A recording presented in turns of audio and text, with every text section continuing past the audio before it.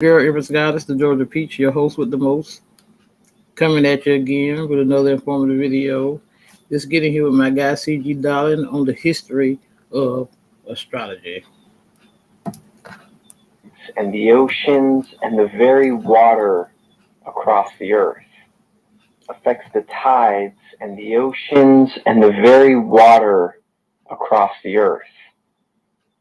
But if we are 50 to 60% water, how can we deny that the moon affects us? This sort of speculation is as old as human civilization and even older. Hey, Cherry, where you What been? does the mainstream think of the reference to astrology today? So this talk is not going to get into the technical. It is historical, vastly historical. I will not have time to speak on everything that I'm going to mention. We have to think of how bewildered our ancestors were when looking into the night sky. How strange it must have been. We look at it now with such a context that it seems like anything else. But to them, this would have been to the utmost fascination. It is this phenomena, this wonderment, this study of astrology that is the root of cultures everywhere. It is the impetus of what made math and astronomy and even psychology. It is the very attempt to control our own destiny, to understand the stars was the mark of many things to come. Of course, alchemy being closely affiliated. So we start with carvings on bones in cave walls that are dated as early as 25,000 years ago. So this point in history is truly scattered. We can find fragments, depictions of astronomical, we can call it, observations that are hard to date. But what would be accepted is that we find our beginning in civilization in Mesopotamia, Sumeria, as far back as 3000 BC. We can see that they are naming the constellations and the 7 originating planets, what the Greeks would later refer to as the wanderers, or as they would say, the periplanimosos. This is a sort of offhand reference, but the Sumerian ruler Gudea of Lagash, being 2143 to 20. It's good to see you. It's been a long time. Thank you for dropping in. 2124 BC describes how the gods showed him in a dream which planet constellations would be ideal for building his temple. And here's a big digression. So if this is the originating culture, then this is where we can find the seed of what would later become Islamic, Hindu, Chinese, Mayan, Aztec, Druid, and all other occult tradition forming astrological systems. And most importantly, at least for our talk today, the roots of the Western tradition. All of them find their root here in Mesopotamia, apparently. That is the best guess that we can say. All of these traditions are highly diverse, just like our languages are highly diverse from one another. But anyhow, we cannot know too much about what happened in Sumeria this early on. The oldest astrological document that we can really put our finger on is the Enuma Anu Enlil.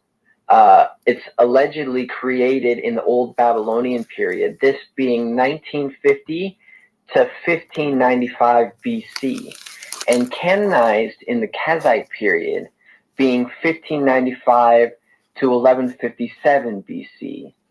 And when we're talking about this early astrology, it's what we call mundane astrology or omens. So this is the sort of thing that the Enuma, Anu, and Enlil says. If the lion is black, the land will not be happy. If the king is black, the director of the palace will die. If the raven's star is very red, the flax harvest will prosper. If the Anzu bird's front star is very red, if it is winter, there will be frost, and if it is summer, there will be heat. Venus is seen in the west. She is male. Venus is seen in the east. She is female. If the bowl of heaven's stars are very bright, the offspring of cattle will thrive. You see the kind of taste I'm talking about here. If, then, these are causal statements. The omens, this is how it begins. So by this time, they were gathering symbols or creating symbols, or however you want to think about it, that represented ideal times for harvesting, gathering shellfish, fishing with a net or a line, sowing crops, collecting or managing water reserves, hunting, and any form of seasonal tasks. Again, mundane, all the things that help the people live. It would be beneficial to know if the rivers are going to flood ahead of time, because we need that food to live. This was a survival thing. And so we're moving forward, as we are going to be doing this whole time. Around 1800 BC, the Babylonians formed the zodiac, the sequence of constellations that are divided into 12 sections that represent celestial time. These segments are named after animals, or at least most of them. The Greeks later provided the term zodiac because they describe it as the animal circle or the zodiakos kyklos. The order of the zodiac is said to have been inspired by the story arc in the Epic of Gilgamesh, which was even earlier made, earliest date saying that it was created in 21,000 BC. So, the late Babylonian period, we see the first ephemeris, which is a journal, what we might think of as an almanac, a farmer's almanac. This was made in 1000 BC. You see how quickly we're moving through time here. To the Babylonians, Ea ruled the waters around and below the earth. That was the god, or however you want to think about it. And Enlil ruled the space between the great above and the great below, along with the atmosphere and the wind. The physical manifestation of the signs in the heavens were meant to portray for humankind the messages from the very creation of the universe. The stars were a channel of communication between the divine and human beings. Divination, therefore, was simply seen as a viewing of the original structure of the universe. It's like a book for us to read. And from this point, we start to see that the introduction of the natal chart is made by the Achaemenid period, or the Achaemenid Empire. This is 550 to 330 BC. So the natal chart, or the natal chart, being a chart that represents where the stars and heavens were, the planets, the wanderers were when a person was born or at a specific time. So you can see how it's becoming more sophisticated, and that's going to be the trend throughout. So between 500 and the year 1, the new paradigm that we recognize as astrology today was established. The theme of this period is model building. It is not a time for testing. It is a time for making a model. So in 525 BC, Egypt was conquered by the Persians, thus imbuing the Egyptian Dendera zodiac with the Mesopotamian influences. So Egypt has had its own way for quite a while as a reactionary to the original knowledge it had inherited, but then the Persians came back with it, imbuing it with their own. And from this point too, simultaneously or in conjunction with, we see that mathematics is flourishing.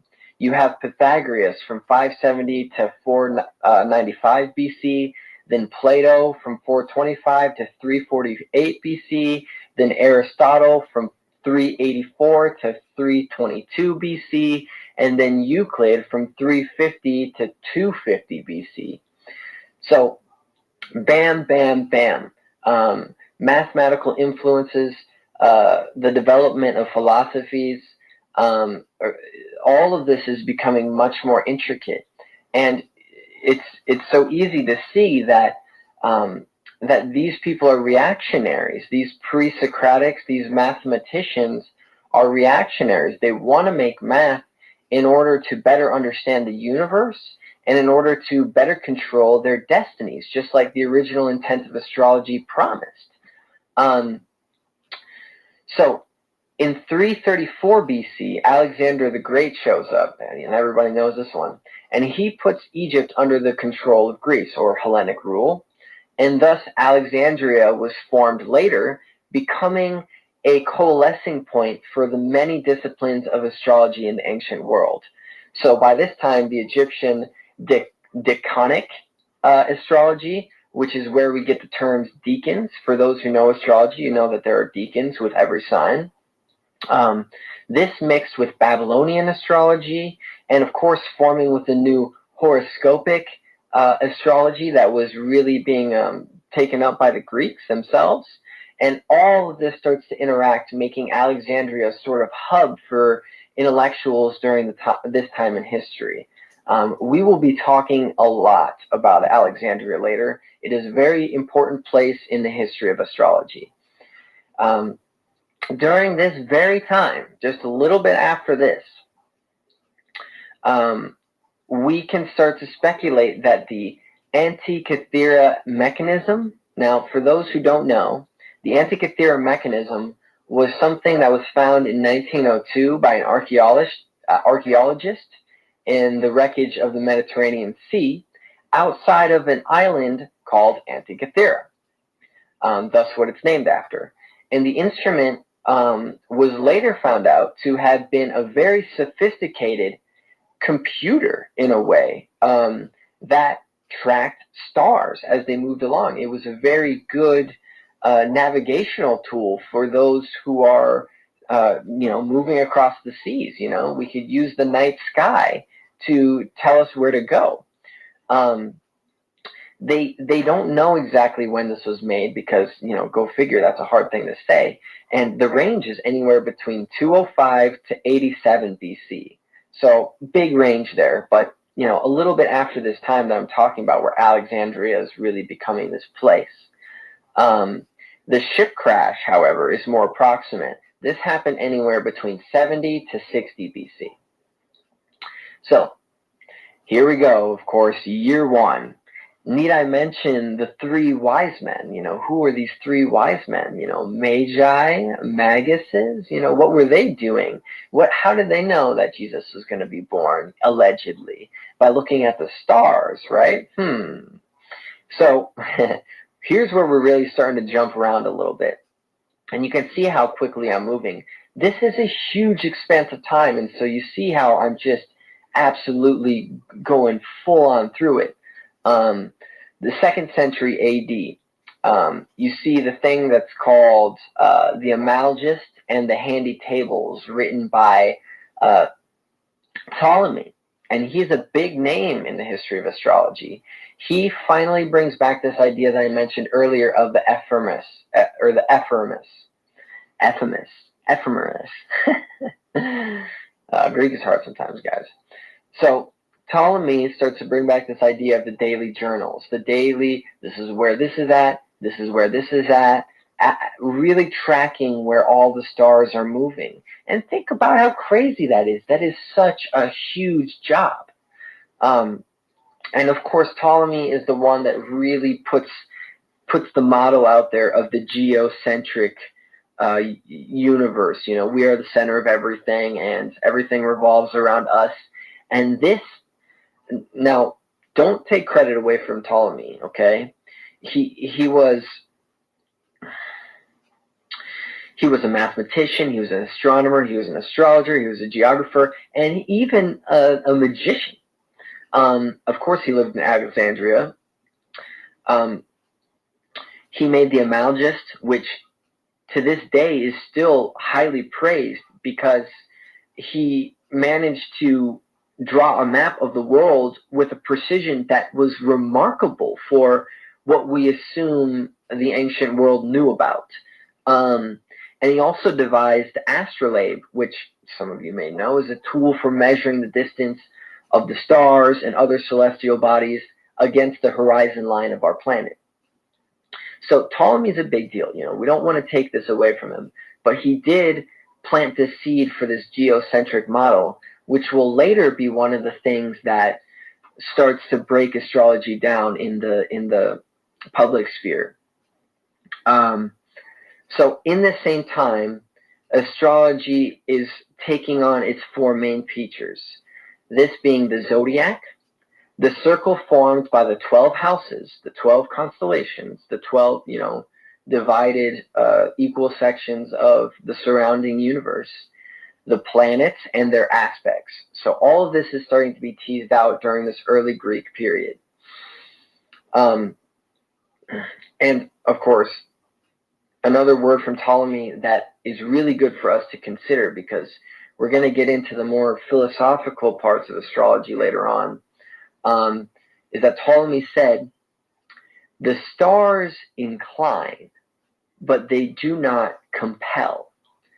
And I'm going to spend a little time on this because, in a way, if we completely believe in astrology and we say, I'm like this because I was born then, and my life's going this way because the clock of the universe is ticking, as it moves, it's fatalism, it's determinism, we can't control anything. We have to assume that's true if we give credit to the stars. Now, if we say it's not true, which becomes a huge point of debate in human history later on, then it's free will, and we accept that everything's fair game. The stars have no effect on us at all. You can see how way back when, before all this fighting starts, Ptolemy says the stars incline, they do not compel. So it's that middle ground that just would be completely forgotten. So many Greeks were led astray, because you have to think about it. If we are reacting to things that the Greeks said. Thank you for that donation, my love. May it be returned to you tenfold. God bless. I sure need it. Thank you. We can't translate a lot of it because we're not Greeks and we don't understand the context. The Greeks were doing that with the Babylonians and the Sumerians before them. They were trying to find this knowledge that had been lost in time. And so many of them were led astray by misinterpreting traditions. And, these old masters were sought out, the Magi, the Maguses. And in order to find them, much like how people would go to India today to find this old sort of sacred knowledge, teach me about the chakras and all this sort of stuff, the Greeks would go to Egypt in an attempt to find the sacred teachings inherited by the Persians who came to Babylon, or from Babylonia to Egypt. So this is where I'm going to start to hone in on something. I'm going to spend a bit of time talking about more of the daily life, because I was just flowing through history, just bam, bam, bam, bam. So we're going to focus on a time period. This is the 4th century AD. And we're going to talk about Rome. And it is existing simultaneously with Greece at this time. And this ancient library, this library that is a collection of all this knowledge from all these people coming through, the Library of Alexandria. And it's thousands of years of knowledge compiled in all these scrolls in this library. But we're going to get back to that. So the person that we're going to focus on is Hypatia of Alexandria. Her father is Theon of Alexandria, and he was a mathematician, a philosopher, and a firm believer and practitioner of astrology. Now notice, none of these things are exclusive in the past. They all go together. If you were a learned person, you were a learned person. You weren't a mathematician, a philosopher, an astrologer. That is the modern day marginalizing, breaking these things apart. Back then, this is what made you learned. So there are no existing records of her mother. And this leads to an interesting speculation. So Theon, just like many other ancient people in the past, could have constructed the day and time of Hypatia's birth. So instead of having a wife, as we understand it now, he could have had concubines. He could have had, multiple lovers that he very meticulously would choose to mate with at certain times to obey a very particular arrangement of well-calculated stars. And, in these sorts of different ways to kind of make a forceful labor take place. So it's just an idea, but this is not uncommon. This is our past. The legend of Alexander the Great's birth speaks of the same method. To further this point and to really bring it home, Zoroaster, Horus, and Jesus are all of a long list of prophets that were born under specific stars, like the infamous star in the east. So it's just an idea. But regardless, Hypatia's intellect was documented from a very early age, and she surpassed her father early in life. And on top of that, she was said to be more beautiful than Cleopatra, which, that was a big deal in the day, right? Like, ooh, Cleopatra. And here we have a woman that excels in everything that she does, and she reaches a throne of authority in a Neoplatonic school and would act as a public figure to the people, sharing wisdoms of the ancient past, and came to represent a sort of purity because she did all this as we'll say a religiously celibate woman, but religiously is kind of a heavy term here. She was a saint, and again, that's a heavy term, but she was amazing and pure and smart, and she was very well endowed with these ancient ways.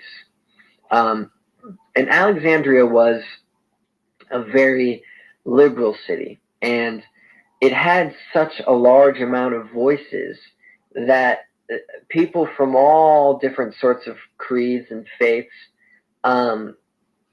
were coalescing here. And the youngest voices were the Christians, who at this time, again, 4th century AD, were just gaining traction and starting to come with terms with what they collectively believed. They were a very scattered bunch. And meanwhile, way over there, we have the Antiochenes, which is a band of Christians inhabiting a city in the modern day Turkey. I believe the city is named after them still. I think you can still find Antiochene as a place. And they were reacting to, these sorts of Christian writings that have been coming up for the 4 centuries preceding the alleged life and death of Christ. And so they were questioning the matters of the identity of Christianity. And they weren't a good crowd when it came to women. So they concluded that women were not made in the image of God, but instead were made in an image of an image. And this idea comes from the idea that if Eve came from Adam's rib, and God made him in the image of God. Thus, Eve is the image of Adam and not the image of God. So Eve is an image of an image. Thus, she has no authority, and man is the authority. How convenient, right? These sorts of ideals would be what later gets, what later catches on by Christianity's institutionalization, which will be a huge part of this story, but we're saving that. So now that we have this New Age religion, and they were New Age religions, so we can think of like today how we have these New Age religions and how they're kind of like, ooh, man, whoa, that's kind of out there. They would have been the real weirdos of this time, and they needed to distinguish themselves in ways that were previously unheard of. Otherwise, they couldn't say that they were any different than these other faiths that were going on, especially Hebrew religions, Islamic faiths. Islam wasn't quite there yet, but Jewish, of course.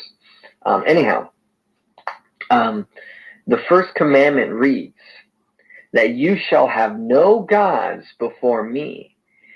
And astrology subscribes to constellations and planets represented by gods, made firm by the Greeks' paganism. So this dilemma leads to contradictions on the topic of astrology within the Bible. So these two don't mesh well. And this is another seed that's going to play in the downplay of astrology later, how it gets broken down and the respect for it gets taken away. So, and I'm going to take a little bit right now, because in theory, astrology is equality, in the sense that there are 6 masculine signs and there are 6 feminine signs. The masculine does not overwhelm the feminine. They are both inclusive, and they both need to operate. This isn't to say that the Greeks themselves didn't have their own patriarchy. As soon as they tried to solidify paganism as a religion for all, it did become patriarchy. It moved away from goddess worship into calling Zeus the big head honcho. In the early days of the Greeks, before the Greeks were the Greeks, they did worship the goddess. They worshipped Gaia and many other goddesses, of course. I'm not going to spend too much time on this, but I just want to point this out, that in institutionalization of religions, whether it was the Greek paganism or whether it was Christianity later in this story that we're telling, the very act of institutionalization, the very act of this is what we believe is masculine, and it will inherently downplay women, degrade women, take credit away from women, because men do this. It's the grand old phallus playing. But anyhow, I'm going all over the board here. So the Bible and its contradictions when it comes to astrology. So let's look at some scripture that seems to at least approve of, or at least condone, the use of astrology. So here we go. Genesis 1:14. And God said, let there be lights in the firmament of the heaven to divide the day from the light, and let them be for signs and for seasons and for days and years.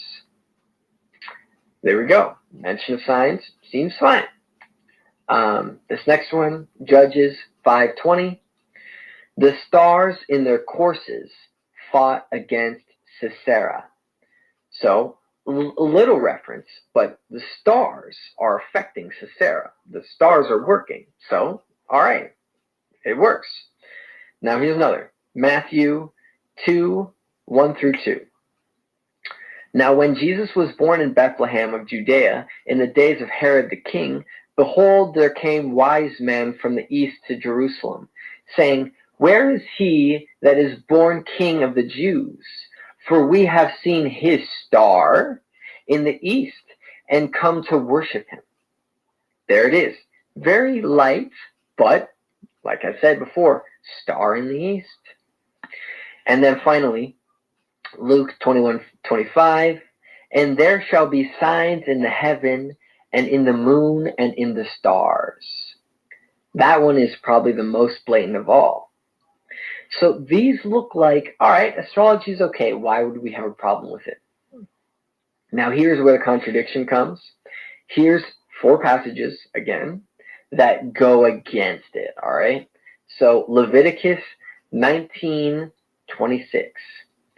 Neither shall ye use enchantment nor observe times. Very blatant. Don't do it. Deuteronomy 18:10 through 12.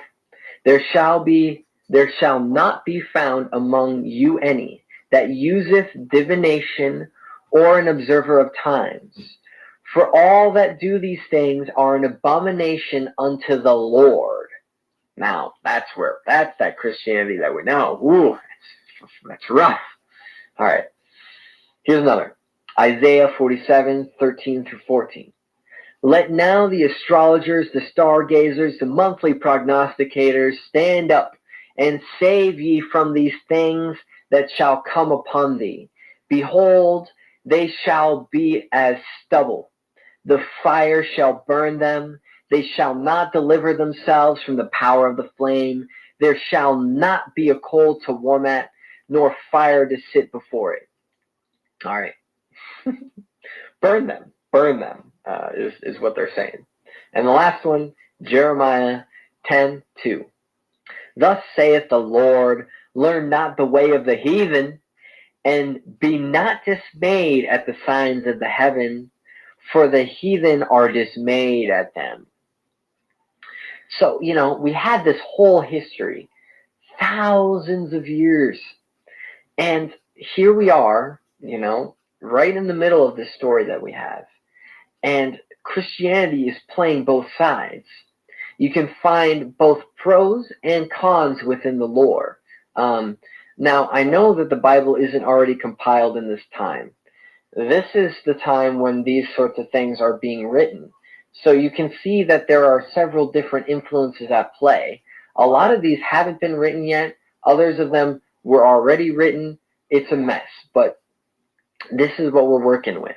So in the mess of these inconsistencies, we can see how these early Christians were a real kind of erratic bunch. On one hand, they wanted to make themselves unique, and on the other hand, they needed to be relatable enough to bring people into their wing. So maybe there would have been some that took astrology, for truth, and then others who called themselves true Christians, who threw it all away and said that anybody who believed otherwise wasn't a real Christian. You could see how this could be a very volatile situation. In any case, the commandment, as read before, says that ye ought not worship any gods before me, right? So any of these gods that were in astrology that, represented these constellations, that's, that would be a hard pill to swallow for them, because, they can't worship those gods. There's only just that one, right? And so this assumably is the work of Satan. Go figure, right? I mean, it's always fucking Satan. So the Christians of Alexandria definitely weren't shy to conflict at all, because they had already been hashing it out with the Jews and the pagans, and it was a matter of dominance. We are right, and we must be right. All these people are heathens. So after years of being martyred and underrepresented, they kind of fell back on many of these peace-driven ethics, because we gotta give it. It is true. They were the underdogs. They were highly prosecuted. They were killed. They were, they earned respect for their beliefs. People were willing to die for this.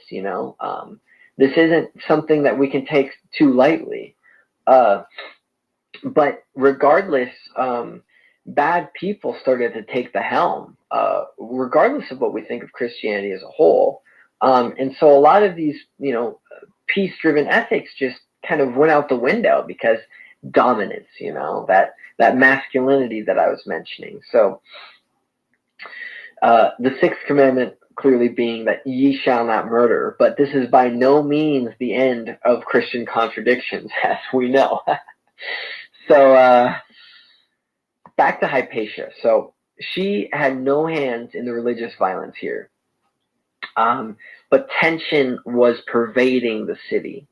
And she was just like a seasoned academic, she was respectable. She didn't get involved in these things. Her interest was the pursuit of knowledge. But she was a public figure. So when she was speaking, it enticed these ill intentions. Because on one hand, you have these people who are like, you can't talk about astrology, and she's, amazing at it. And on the other hand, they're also sexist, right? So like, women can't be talking up there. Who's she?